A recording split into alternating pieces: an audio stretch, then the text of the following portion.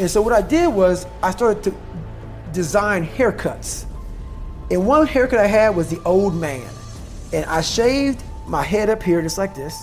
I did this. And I would keep the hair on the side like an old man has. And one time I shaved my whole head and had a reverse part. So I had hair up here and it kind of zigzag. So I did things to be this cool, crazy, kind of like creative kid. You know, like Crisscross came out. I was crazy, man. But I was a crazy, cool kid in school. So I look in the fucking mirror, I see this letter, I'm fucked up. And I'm like, you know what, man, no one's coming to help me. In this mirror, it wasn't my mom, it wasn't Principal Freeman, it wasn't my dad, it was me. Because when nobody coming back to fucking help David Goggins, that was my mindset now.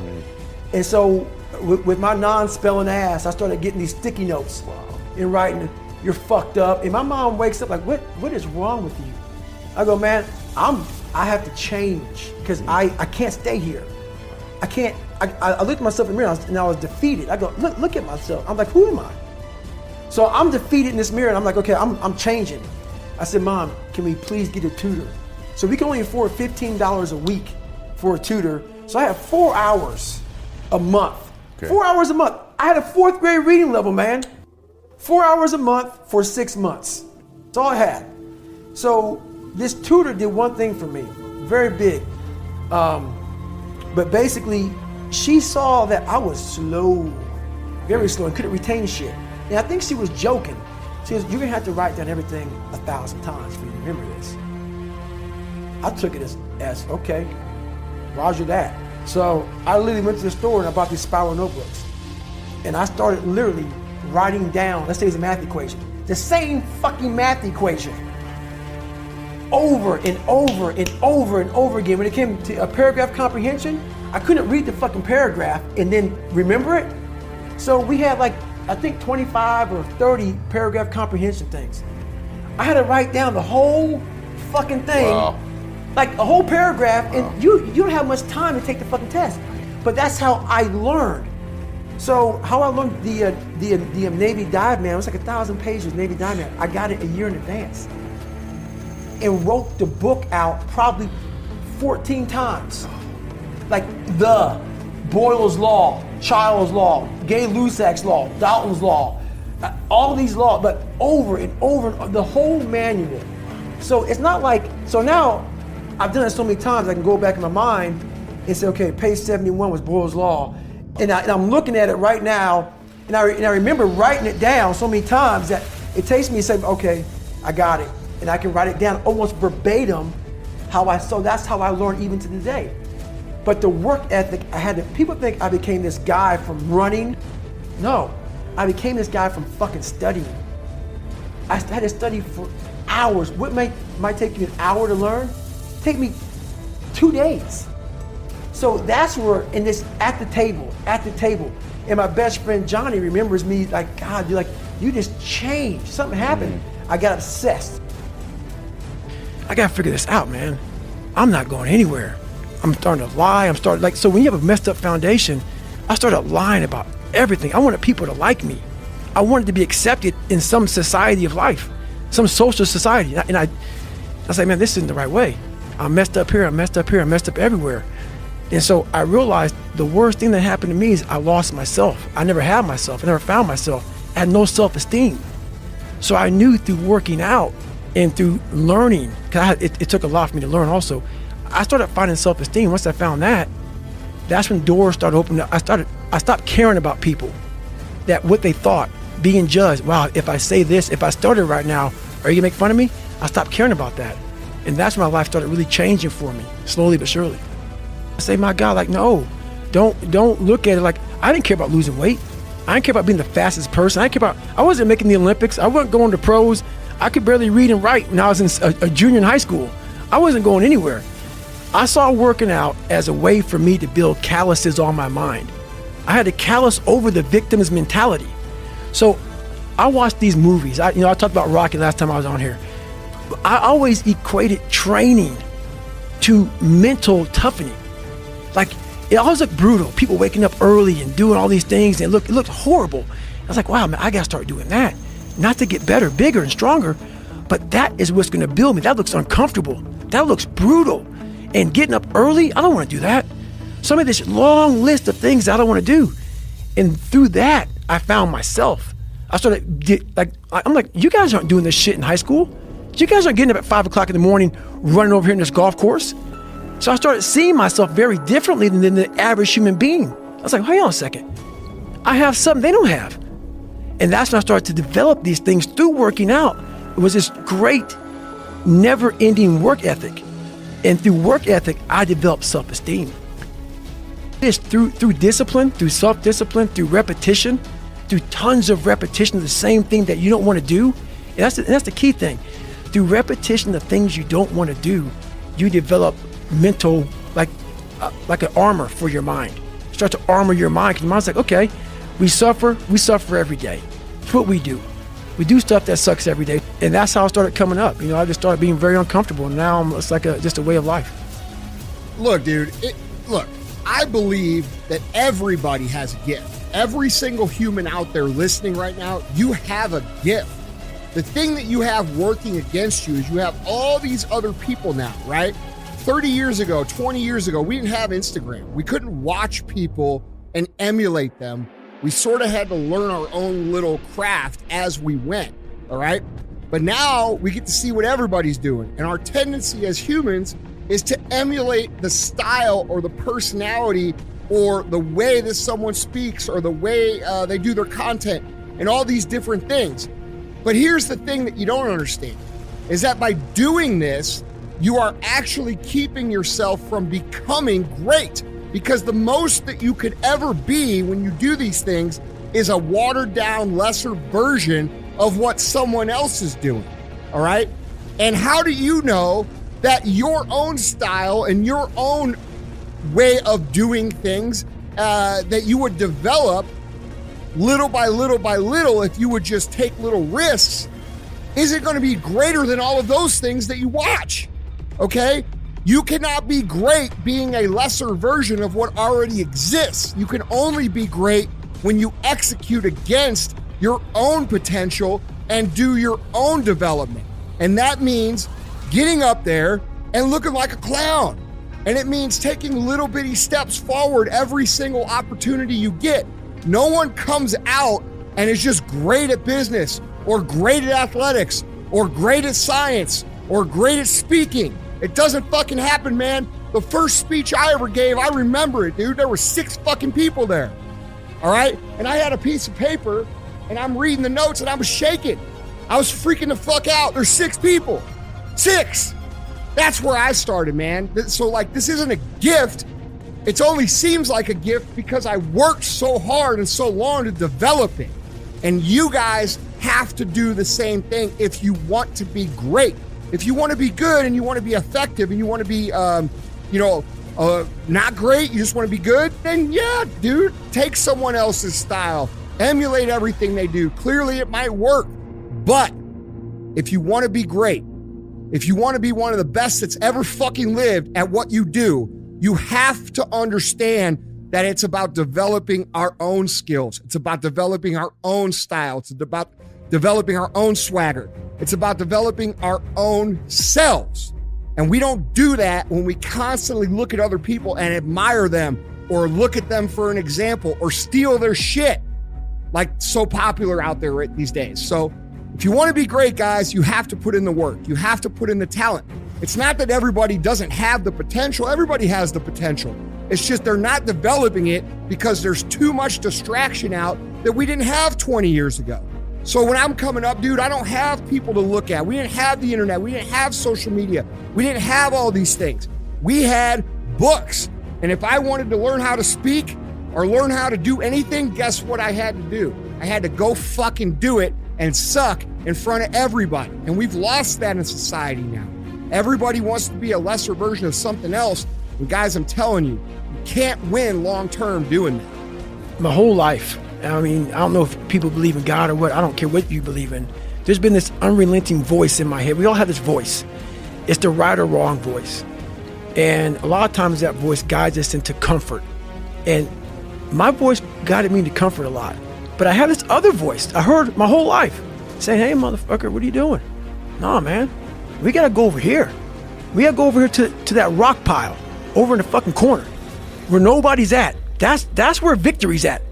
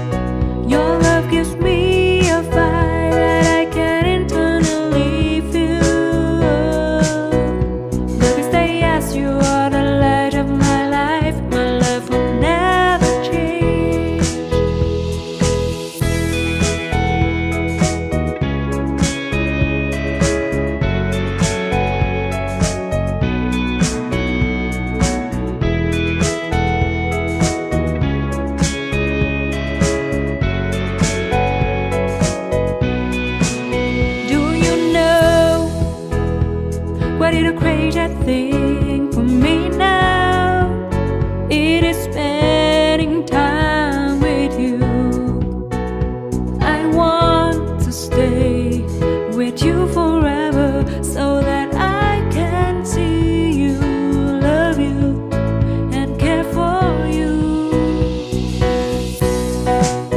I feel magical when you are around me. I feel that there is a connection of the heart and soul. Your love gives me a fire that I can internally feel. Baby, say yes, you are the light of my life. My love will never change. I feel magical when you are around me. I feel that there is a connection of the heart and soul. Your love gives me a fire that I can internally feel. Baby, say yes, you are the light of my life. My love will never change.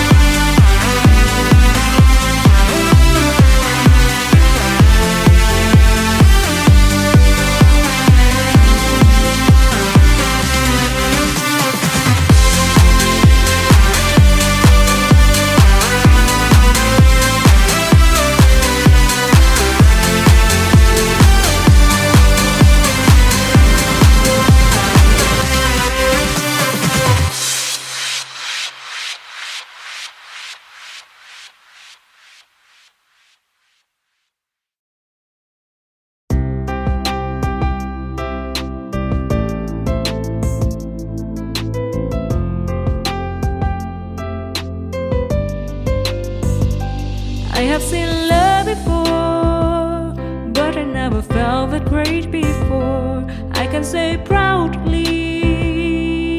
that I love you and your love is great. You are such an amazing man.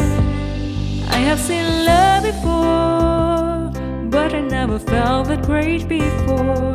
I can say proudly that I love you and your love is great. You are such an amazing man.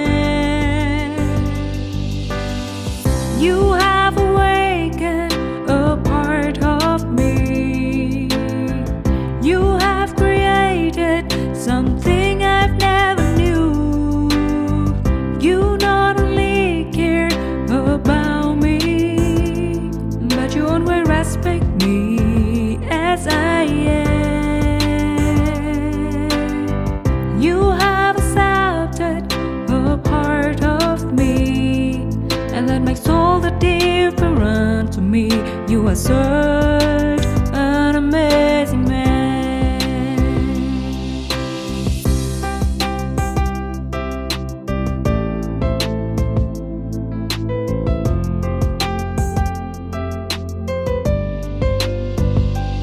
I have seen love before, but I never felt that great before.